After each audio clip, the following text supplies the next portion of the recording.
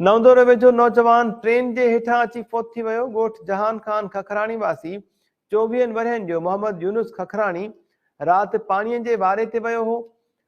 रखियल खखराणी जो चवणु आहे त भाइटियो पाणी भराइण बाद रेलवे ट्रैक ते सुम्ही पियो हो, जेको ट्रेन गुज़रण सबबि फौत थी वियो।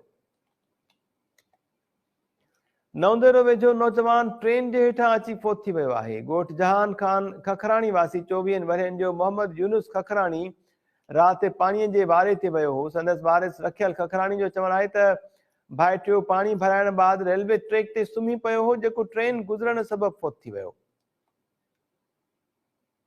तफ़सील मालूम कयूं था टाइम न्यूज़ नवदेरो जे रिपोर्टर नूर मोहम्मद सुमरो खां। नूर मोहम्मद, छा तफ़सील आहे हिन वटि?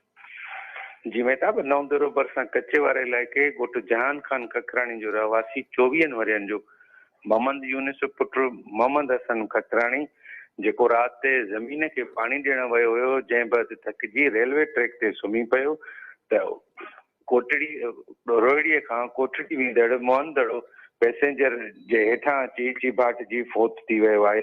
इतला ते पुलिस पहुची नौजवान जो लाश नवदोरो इस्पताल आणे ज़रूरी कयो आहे।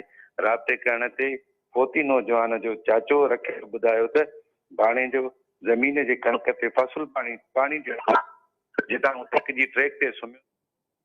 नूर मोहम्मद सुमरो, महिरबानी तफ़सील ॿुधाइण जे लाइ।